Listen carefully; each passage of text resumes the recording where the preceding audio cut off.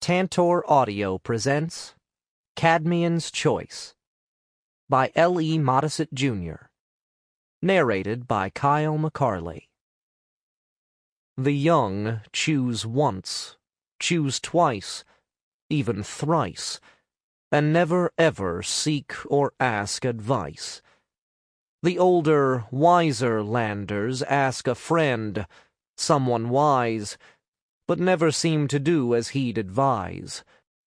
So choose as if an unwise choice would kill, because when one expects it least, it will. 1. Mickle leaned forward on the ancient chair in the officers' mess, finishing rubbery egg toast and a good glass before morning muster, thinking about how much more training his battalion needed, and debating whether he should extend the mounted unit maneuvers practice another week. Another 10 days might help, if he canceled end-day passes. He shook his head. That would be too hard on both mounts and morale. He'd known that rebuilding 3rd Battalion would be difficult and take time, but he had his doubts about whether he'd be allowed that time. Captain Veald walked through the doors to the mess and straight toward Mickle. Mickle offered a pleasant smile, although he distrusted the purposeful stride of the captain, not personally, but because Veald was the colonel's adjutant. The captain's aura was a golden brown that suggested a background in the Lana Cronin farming district. Mickle silently warned himself, far from the first time, not to comment on what the aura revealed. He kept reminding himself because his growing sense of the depth of life and its ties to the land was so new, and he had yet to get adjusted to it, or to know truly its extent. He'd always had an extraordinarily good sense of aim with a rifle, but the seeing of auras was all too recent. From what he'd overheard, that sort of talent was something like what the Alectors were supposed to have, and the last thing he needed was to have an Alector examining his abilities. Not that anyone had ever suggested that. Still, he had the feeling that concealing the ability was for the best, especially where Alectors were concerned. "Major, sir." "Yes, Captain?" "Colonel Harold would like a moment of your time before muster, sir, at your earliest convenience." "I was just finishing, Captain." Mickle stood, glancing around the mess. The plastered walls had once been white, but time and decades of food preparation had turned them a light beige. Even the yearly whitewash succumbed to the underlying beige within a few weeks. The only officer in the mess from 3rd Battalion was Captain Kool-Aid, and he was eating with one of his former comrades, an undercaptain from 4th Battalion. Riston had not eaten yet, nor had any of Mickle's undercaptains. Mickle could sense Veald's eyes following him as he left the mess.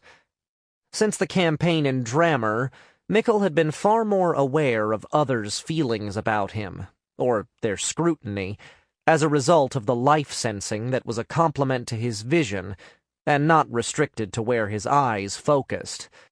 He crossed the stone-paved courtyard in the light before dawn, making his way to the regimental headquarters building. The outer anteroom was empty, and the door to the colonel's study was ajar. "Major Mickle, come on in. Close the door behind you." Colonel Harold did not rise when Mickle stepped into the study, but merely gestured for him to take a seat. "How are you this morning? How are you coming with getting 3rd Battalion back into shape?" "We're working at it, sir." "I've noticed." Harold paused. "I'd like to give you more time, but we don't have it." His eyes fixed on Mickle. "We've received 2 sets of orders from Myrmidon headquarters." "Yes, sir." Mickle smiled politely, waiting. From the earlier conversation with the colonel, when Mickle had been given command of the 3rd Battalion, Mickle knew that whatever mission was assigned to 3rd Battalion would be difficult. 4th Battalion will be going to Ironstem to maintain order there after all the difficulties. I had thought about sending you and 3rd Battalion, but the other requirement seems particularly suited to your capabilities, Major. 2nd Battalion is returning from the grasslands and reports permanent casualties over 30%. 5th Battalion is still operating out of Northport, and 6th Battalion is finishing up the relocation of the squats from north of the Vedra. That doesn't leave me, or you, much choice. Mickle nodded, waiting. A year earlier, he would have asked for details immediately, and inquired about the high casualties taken by 2nd Battalion. One thing he had learned was that such inquiries would not be answered, and would only irritate the colonel. Major Hersiard and I will be briefed by the Marshal of Myrmidons tomorrow about Ironstem. It's a more delicate situation. Yes, sir.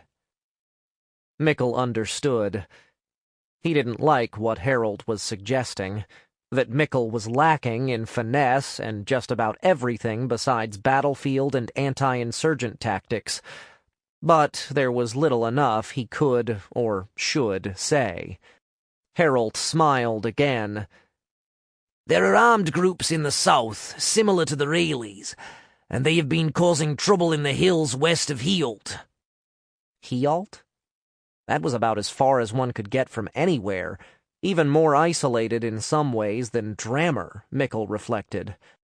The leader and the worst of the troublemakers were handled by a Myrmidon squad several weeks ago, but the others have gone to ground and scattered throughout the region. This is similar to what you encountered in Drama, but on a smaller scale. You should be able to handle it, while completing your retraining and rebuilding 3rd Battalion. Do we have any information on the troublemakers, sir? Very little. The High Elector of Justice believes that stronger local control is necessary in the area, and part of your deployment will require that you facilitate the rebuilding of a local Cadmian garrison there. There was only a small local garrison there. It was scarcely more than a patroller outpost, and the rebel elements wiped them out. 3rd Battalion will take a transport ship to Southgate first. There you will oversee the remainder of the training of 2 companies going to Healt. They're locally recruited Cadmians. The officers and squad leaders will come from the contingent in Southgate, but you will be in charge, Major. You will continue training them on the ride to Healt. You're expected to arrive there around the first week of summer. While you are pacifying the rebels, you will supervise the rebuilding of the garrison in a larger and more permanent locale, and install the local Cadmian cadre there. You're to have 3rd Battalion ready to ride out a week from Octi. You'll embark from the Elsine Pier. Mickle listened as the colonel went on to outline the schedule and the details of the embarkation plan. And now you know what I do, Major. Harold stopped and looked at Mickle. Do we know to what degree the locals supported the rebels? The local merchants and crafters were the ones who reported the rebel activity, and who requested assistance in establishing a large local patrol force. The High Elector was reluctant to create a large, locally controlled peacekeeping force, and that's why a local Cadmian garrison will be established. Mickle kept an attentive expression in place, walling away his consternation. The ride from Southgate to Healt would take between 2 and 3 weeks. Spring had begun 2 weeks earlier, and that meant he would have less than a month to work with the new Cadmians before they began the ride to Healt, and that was if 3rd Battalion embarked on the Duarch's transport within the week. Healt didn't sound that different from Drammer, except that he wouldn't have to deal with a prison mine and independent local Celtiers. But then, he suspected there would be something else. There always was. As the most junior battalion commander, he had known that he would get the least agreeable deployments and duties, but more than half the rankers in 3rd Battalion were little more than recruits themselves, and 3 of his company commanders were junior undercaptains. I did mention the sort of duties that would fall to 3rd Battalion, Major. Did I not? Yes, sir. Do you have any other questions? That was a perfunctory question, Mickle knew, because the colonel had already indicated that he had provided all he knew, or would say. Still, if you obtain any additional information or briefing materials, sir, I would very much appreciate being able to study them. Anything we get, Major, you'll certainly see. Harold smiled and stood. I'm expecting Major Hersiod to tell him about his assignment to Ironstem. With a nod, Mickle slipped out of the colonel's study and made his way to the north wing of the building and his own, far smaller study. He did not see Hersiod, and that was probably for the best. He also hadn't liked the almost casual way that the colonel had dismissed the high casualties inflicted on 2nd Battalion, although the grassland nomad brigands were reported to be far better horsemen than the mounted rifles. In the past, from what he recalled, the Myrmidons had dealt with them, but it was clear that had changed, and he doubted he would find out why any time soon, because 3rd Battalion would have left Elsine before 2nd Battalion returned, and the colonel wasn't about to answer questions from Mickle that didn't pertain to 3rd Battalion. Not for the first time, Mickle wished that he had access to one of the rumored tables of the Alectors, the ones that were supposed to show what happened anywhere on Corus. While he waited for his officers, Mickle unrolled the maps until he found the one that showed the southwestern areas of Corus, from Southgate to Supat, and north to Crost, and the west to Hafen. After unrolling the map and securing the corners with lead map weights, he took out the calipers and measured the distance from Southgate to Zolt, and then north and back south to Healt. 620 vaunts, roughly, or more than 2 long weeks, at least 20 days on the road. Given that, he could understand the need for a larger, permanent garrison in Healt, but he had to wonder why one had not been established earlier. As always, Riston was the first to arrive. Good morning, sir. Riston's deference had concerned Mickle at first, when he had first taken command of 3rd Battalion. Riston had been senior to him when they had both been captains, but Mickle hadn't been about to argue when the Marshal of Myrmidons and the High Elector of Justice had promoted him to major over Riston. The senior captain in 3rd Battalion, Riston commanded 16th Company. Good morning. Mickle gestured to the center chair across the desk. Schwerkel said that the colonel received a dispatch early this morning, well before breakfast, delivered by Pteridon. You know things before I do. Mickle laughed easily. Did Schwerkel know what was in it? He never does. He just assumes the worst. A wry smile appeared on Riston's thin lips, then vanished. How bad is it? We had 2 choices. Either go and do patrol duty in Ironstem. Mickle paused. Or what we got. And that's another bunch of rebels in the hills, this time in Healt. From what I heard from Clensdiff about the Iron Valleys, the colonel was kind. 4th Battalion is going to Ironstem. Mickle stopped and gestured for Kool-Aid to enter the study. Behind him were the 3 undercaptains. He waited until all 5 officers in their maroon and gray uniforms were seated in the small study that had once been Major Vacklin's and was now assigned to him. In the center was Riston. To his right was Kool-Aid, who had been recently promoted from undercaptain and transferred from 4th Battalion to take over 14th Company. Lorialt, Fabritol, and Diarth were all undercaptains. Fabritol was the most junior, a former senior squad leader from 4th Battalion, but he was commanding 15th Company, Mickle's former command, and the only company besides 16th Company that had come out of the Dremorian campaign largely intact. 14th Company had been left with a corps of some 40 seasoned rankers, but 13th and 17th Companies had been effectively wiped out, necessitating their reformation with a majority of recruits and only a handful of experienced rankers pulled from elsewhere in the regiment. Mickle waited for a moment. "First off, I'm changing the drills for the next week. We'll be moving out to the broken ground training area from now on. We'll be working on tactics against irregulars." The red-haired Lorialt raised his eyebrows, but did not speak. Riston saw the expression, and the faintest smile crossed his thin lips. "I can see you have a question, Lorialt," Mickle observed. No, sir." Mickle laughed.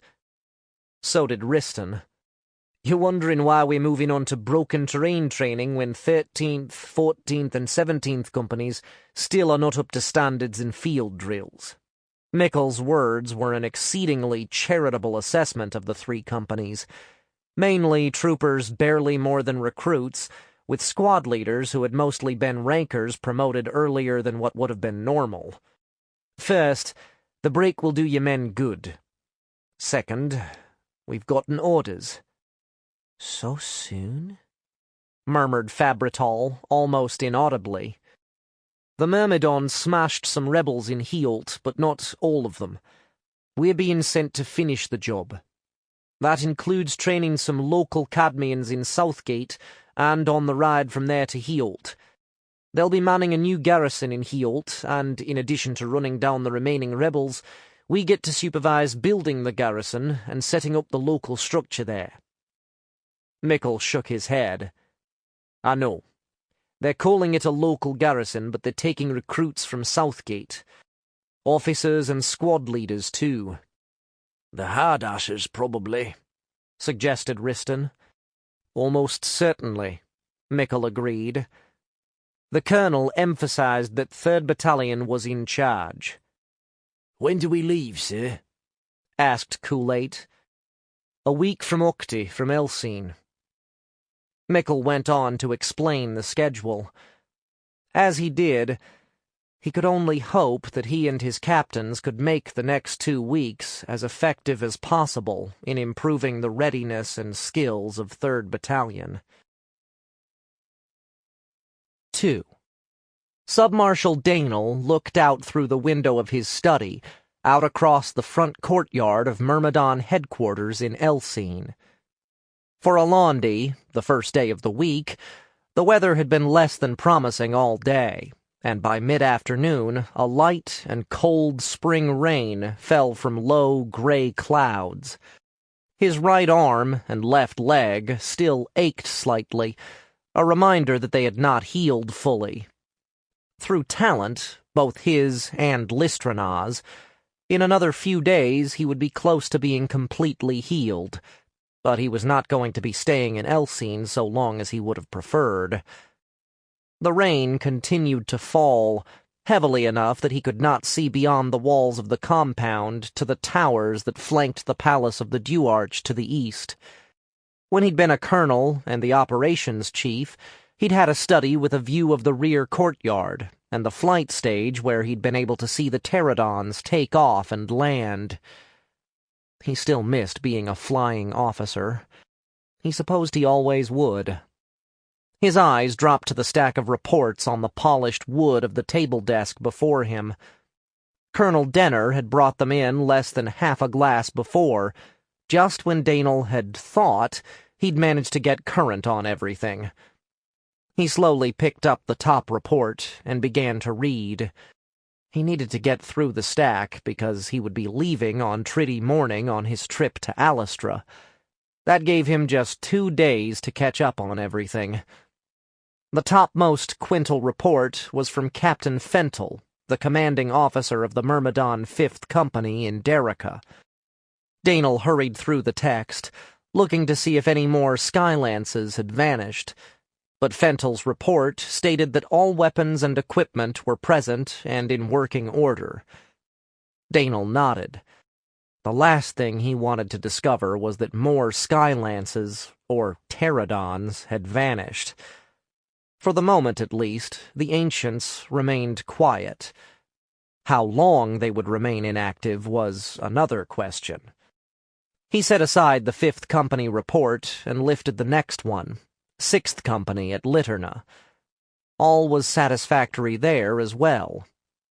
As he set that report atop the 5th Company report, a tall figure appeared in his study doorway. Marshal Shastilt. "Danel, if you would join me in my study." The Marshal was a typical Alector in general appearance, somewhat over 2.5 yards in height, with shimmering jet-black hair, deep-set violet eyes that dominated a strong nose, and an alabaster complexion. "Yes, sir." Danel set aside the report and rose, following his superior officer out of the study and down the corridor to the end. He did close the study door behind him after he entered. Shastilt always preferred complete privacy when addressing his subordinates. Danel had learned that quickly years earlier when he had been promoted from command of 1st Company to the head of operations. As usual, Marshal Shastilt studied Danel as he entered Shastilt's spaces. The Marshal's violet eyes were unblinking, his alabaster face smooth and pleasant, and a faint smile played over his lips. He seated himself and gestured for Danel to take one of the chairs across the table desk from him. "Are you ready to go to Alectors on Triddy? The highest asked about that this morning." "Yes, sir." Danel kept his talent shields tight and high, as he always did with the Marshal and the High Elector of Justice. Once he had returned from resolving the rebellion in Drammer, he had hoped for more than a few weeks with Listrana before heading to Alectors, since he and his wife had had little time together over much of the last year. Yet he knew that spring was the best time for him to be away from headquarters, since the Indigens and Landers usually were more occupied with their own affairs, especially those in the outlying regions where trouble seemed to brew. "After Alectors, I'll visit a few other eastern areas, unannounced, as we discussed. While I'm there, is there anything else you'd like me to look into?" "No, don't spend too much time in the other cities. Alectors is most important. Tyranilt had planned to visit Alectors before his untimely death and the difficulties in Ironstem and Drama. High Elector Zeliot has always been concerned that those in Alectors might develop a different interpretation of the plans of the Archon for Corus. Unfortunately, the recorders of deeds can only use the tables to view landers and indigens or physical events. Periodic visits to Alectors and frequent personal communications remain one of the few reliable keys to assuring that all Alectors are working toward the same goal in the same fashion. The skills of the recorders had only been revealed to Danel after he had become a sub-marshal, and he was just as glad they were unable to view Alectors, or he had been, until he had discovered some very real disadvantages for him personally. He nodded. "I remain concerned about the losses of Pteridons, and about the loss of the Cadmian company on its relocation from Sion.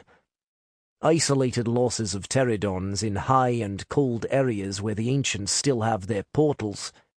"We don't know that those are portals, Sub-Marshal. Not for certain." "No, sir." Danel offered an agreeable smile. He wasn't about to reveal the extent of his talent, not after years of keeping that hidden. "But I did observe the cave with the stone mirror in Drama from a Pteridon, and upon 2 occasions there was an ancient present. When I landed, no one was there. There was no exit from the cave, and the mirror was placed where it would have been difficult, if not impossible, to climb down, and especially without being observed." "They might have other abilities." That is certainly possible, sir. But when in doubt, I tend to follow the views of the highest. Ah, yes. Well, I will be spending much of the next few days with the High Elector and possibly the Dew Archers. Because I may not be here immediately before you depart, convey my best wishes to Submarshal Alcina, and, should you see him, to High Elector Breckhilt. He's been the highest of the East for as long as I can recall. 20-some years. It may be time for a change, but that is the decision of the Archon and the Dew Archers. He is one of the oldest electors outside of Litena. He must know a great deal. Danel briefly thought about asking, just as Submarshal Tyanilt was. But the question would have served no purpose, except to reveal that Danel knew more than Shastilt thought he did, particularly about the circumstances of Tyanilt's death. And Danel was well aware that Shastilt already harbored suspicions about Danel. That he does. He is cautious, and he and Submarshal Alcina have worked closely together over the past 10 years. That was all Shastilt really had to say to confirm what Danel suspected, and why he was being sent to Alastra so soon after having been promoted to submarshal. Did High Elector Breckhilt ever serve as a Myrmidon? Shastilt laughed. That was not one of his qualifications. He was the High Elector of Trade in Ludar. His predecessor suggested that the Dew Archy in Ludar be moved to Alastra, but nothing came of that after Viorent's table accident, and Breckhilt was appointed the High Elector of the East. I remember something about that. Danel recalled that the highest of the East had suffered a fatal translation mishap using a table to return to Elsene. That had occurred years ago, when Danel had been a junior captain in Lycia. With what Shastilt had just revealed, Danel doubted that the mishap had been coincidental in the slightest degree. I can see why you feel communications with Alastra are most important. I thought you might, once I mentioned the history. Shastilt's tone was dry. Distance and time have a way of blurring matters. Does Alcina have a husband? I don't recall anything about that. No, she has always steered clear of obvious personal commitments. And that was doubtless how she had become a submarshal, reflected Danel, before he went on. But then, Shastilt had separated from his wife years before, long before she had removed herself to Sinjin, and the Marshal had followed that same pattern of avoiding deep personal commitments. I've met Captain Joseric before, Danel said. He seems straightforward enough. What about Major Norian? Is there anything I should know about him? He's been in command of 3rd Company for almost 5 years. He was transferred from 7th Company in Dulca something like 7 years ago. Alcina promoted him to Major 3 years ago, insisting that his value merited that. You had some concerns about that, sir? I did discuss it with the High Elector of Justice, but we decided that Alcina had a valid point, although no one really knew much about Norian. Shastilt's increasingly drier tone suggested to Danel that the decision had not been the Marshal's, but that of the High Elector. Abruptly, the Marshal stood. It's getting late, and the High Elector is expecting me to join him to brief the Dew Arch on the situation in Healt. You don't think we'll need to send a squad of Myrmidons back down there? Danel rose quickly. I think the Cadmians will be sufficient. Shastilt shrugged. If not, we can have a squad there in less than 2 days. He smiled. I probably won't see you much in the next few days. I wish you well in preparing to visit Alastra. Yes, sir. Danel returned the smile, then turned and left the Marshal's study.